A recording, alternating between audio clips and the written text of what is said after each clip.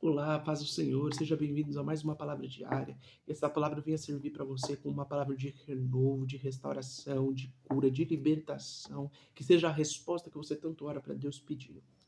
Evangelho do Senhor Jesus, segundo escreveu Mateus, capítulo de número 8, versículo 23.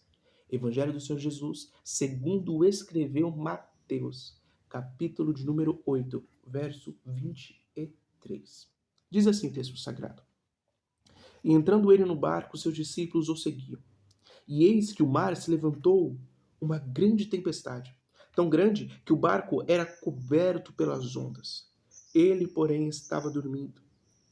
E os seus discípulos, aproximando-se, o despertando, dizendo: Senhor, salva-nos antes que padecemos. Verso 26. E ele disse: Por que temais, homens de pouca fé? Então levantou-se, repreendeu o vento e o mar e seguiu a sua caminhada.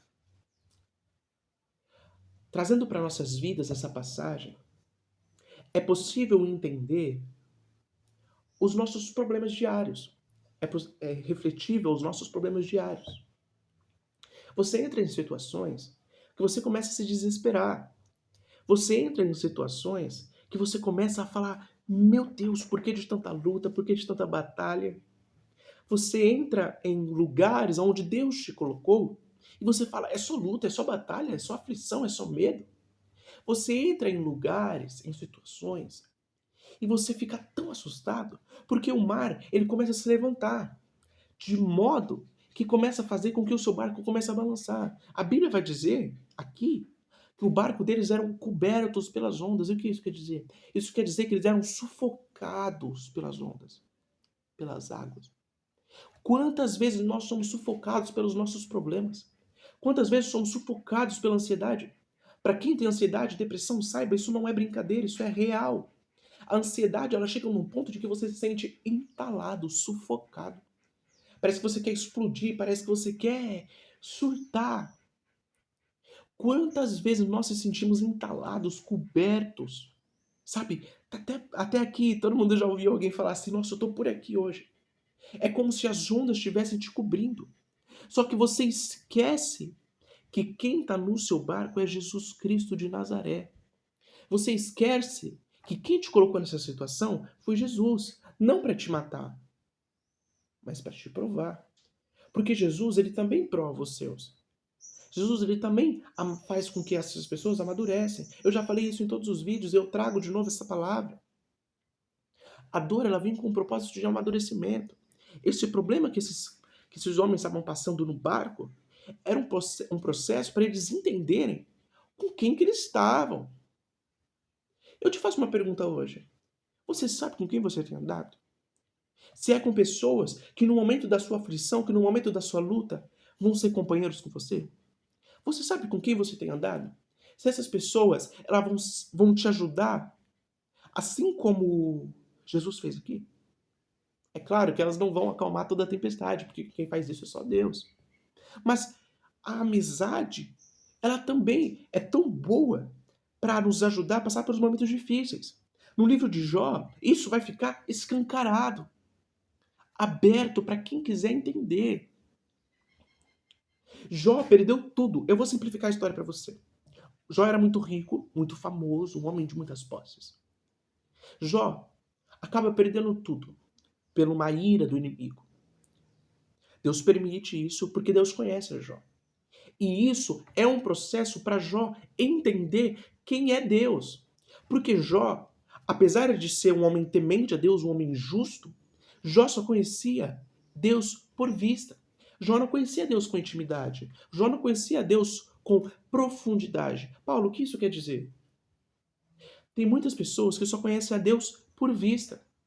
Ah, eu sigo a Ele. Ah, eu sou cristão. Ah, eu vou à igreja. Isso é seguir a Deus por vista. Isso é seguir a Jesus por vista. Porque João vai dizer que só é filho quem reconhece a Deus como pai. Aí sim passa a se tornar filho. Quem não reconhece a Deus como pai é só criatura de Deus. Não conhece a Deus com intimidade. No livro de Jó, você vai entender que Jó era um homem que só conhecia Deus por vista. E Deus permite isso acontecer com o propósito de que Jó conheça Deus com intimidade, para que Jó não adorasse a Deus pelo que Deus fazia, mas pelo que Deus era. Apesar de que no nosso dia a dia, que isso fique bem claro, no nosso dia a dia, a gente muitas vezes, até no começo da caminhada, a gente adora a Deus pelo que ele faz, não pelo que ele é. Porque a gente tem um certo problema dentro da gente, nós seres humanos, a nossa raiz adâmica, tem um problema de que se eu não vejo, eu não creio. Nós carregamos esse problema de Tomé. Você precisa ver para crer. Eu estou falando aqui para pessoas que precisam ver para crer. Pessoas que precisam sentir para crer. Essas pessoas que precisam ver para crer, que precisam tocar para crer, são pessoas que não conhecem a Deus com intimidade. São pessoas que não reconheceram ainda quem Deus é em sua totalidade. E Jó era um homem que só conhecia Deus por vista. Muitos vão falar que Jó não blasfemou contra nada e nem contra Deus, mas assim desejou até ter sido abortado e não nascido. Mas Deus responde ele no capítulo 38 do livro. Deus ele vai dizer: homem, cinge os teus lombos e eu falarei contigo. Você quer saber a interpretação correta desse texto? A interpretação correta é: Jó, se você for homem de verdade, você repete o que você falou. Porque você acha o quê? Que blasfêmia contra o Espírito Santo é só você xingar? Você acha o quê? Que a blasfêmia contra Deus, que as heresias ditas contra Deus, é somente você falar coisas erradas? Não. É quando você também, estando cansado das tempestades, estando cansados de tudo, das ondas te cobrindo, você questiona a Deus o porquê. Isso também é uma espécie de acusação contra Deus. E Jó fez isso. Jó amaldiçoou o dia do seu nascimento. Mesmo que Jó não tenha usado o nome de Deus, mas quem deu a vida a Jó? Ah, Paulo, foi a mãe dele.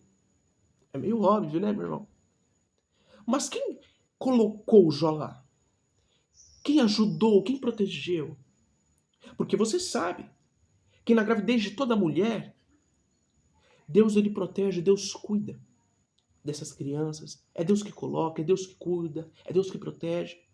Jó foi quem deu a permissão. Deus foi quem deu a permissão para Jó nascer, me perdoe. E Jó foi e blasfemou contra Deus. Na tentativa ou na loucura de que seus problemas sejam sanados. E Deus responde Jó. E Deus faz uma série de questionamentos a Jó. Quando eu formei um homem, onde você estava? Quando eu formei o mundo, onde você estava? Mas não é sobre isso que eu quero falar. Mais pra frente você percebe que Jó, naquele momento de angústia, naquele momento que as ondas cobriam a vida dele, os amigos deles vêm. Os amigos dele vêm.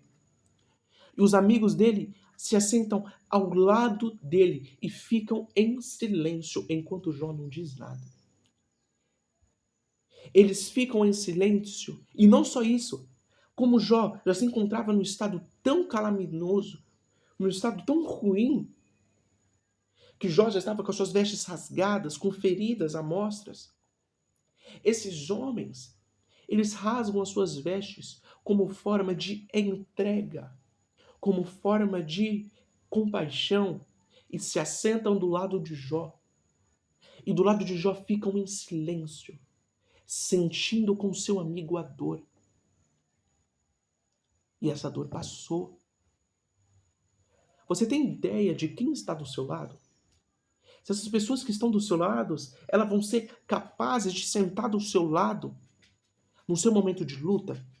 Essa pessoa que está do seu lado, ela vai ser capaz de, no seu momento de angústia, no seu momento em que as ondas, assim como eu acabei de ler aqui em Mateus, que no momento em que as ondas tentam te sucumbir, você tem certeza que essa pessoa que está do seu lado aí, que o seu marido, que a sua esposa, que esses seus amigos, que as suas amizades, você tem certeza que essas pessoas que estão em volta de você vão ser capazes de passar com você essa tempestade?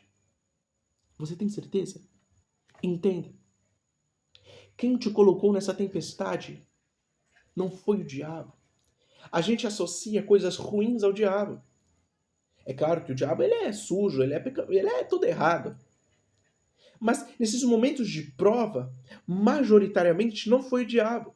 Majoritariamente foi Deus te provando, foi Deus te amadurecendo, foi Deus tratando de você. O que eu quero dizer para você hoje é: faça um check-up na sua vida. Veja quem está do lado. Veja quem são esses seus companheiros que que estão caminhando com você nesta caminhada do Evangelho, nessa caminhada dessa vida. Só que não esqueça que quem te colocou nesta prova foi Deus e Deus vai te tirar dela. Porque aqui fica claro, para mim, pelo menos para mim, está claro, que estes homens que estavam, os discípulos, eram todos de pouca fé, como Jesus disse. Eram homens que tinham tudo para ser homens fortes na fé. Só vão ser depois da crucificação, porque recebem poder em Atos dos Apóstolos. Mas aqui são homens fracos na fé. Não fique cercado de pessoas que quer o seu mal. Não fique cercado de pessoas que não te lembra que Jesus está no barco. Não fique cercado de pessoas que não te lembram que Jesus está no barco. Porque aqui em Mateus, nenhum deles lembrou que Jesus estava no barco. Nenhum deles lembrou e falou assim: opa, por que a gente está com medo? O dono do mar está aqui. Eu falo para você rever as suas amizades nesse propósito. Amizades que vão te lembrar que Deus é mais na sua vida. Amizades que vão se compadecer com a sua luta, mas também vão lembrar que Deus é mais na sua vida. Porque essas amizades de Jó, apesar de ter tido compaixão dele, de ter tido amor por ele, uma certa caridade por ele, foram pessoas que não aconselharam Jó em esperar no Senhor. Foram pessoas que não lembraram Jó do Deus que ele servia. Faça um check-up na sua vida, eu falo isso com ênfase para você entender. Faça um check-up na sua vida e veja quem está ao seu redor. Se são pessoas que no momento em que as ondas, assim como diz aqui no verso 24, se pessoas que quando as ondas começarem a querer te cobrir, os problemas começarem a te cobrir, as aflições querer vir te cobrir, se essas pessoas vão te lembrar que Jesus está no barco. Porque quando você reconhecer que Jesus está no barco, reconhecer a voz de Deus, é por isso que eu disse para você o que João fala: só é filho quem reconhece. Porque no momento de luta, no momento de aflição, você clama pelo seu pai, você clama pela sua mãe. Isso é inevitável. Inevitável é algo que não pode ser mudado, apesar de ser tentado, mas não é mudado. Quando você está passando por uma luta ali, você, meu Deus, minha mãe me ajuda. Já pensou nisso? Pode parecer besta. Ai, meu pai. Inevitavelmente você clama por Deus, muitas das vezes não sabendo que Ele está do seu lado. Você trata como se Deus não estivesse com você nessa luta, quando Deus está. Reconheça que Jesus está no barco com você. E quando você o reconhecer a voz do seu Pai, reconhecer a voz daquele que te deu fôlego de vida, reconhecer a voz do seu Deus, você vai lá, você chama. Você faz o que Mateus 6,6 disse. Entra no seu quarto, fecha a porta, ore em segredo ao seu Pai. E publicamente Ele irá te honrar. Ore a Deus. E quando você orar a Deus e reconhecer que Ele está no barco, Ele que está nessa luta, com o propósito de te amadurecer, você clame a Ele. Aí Ele vai lá, como diz o verso 26. Por que temais? Homens de pouca fé.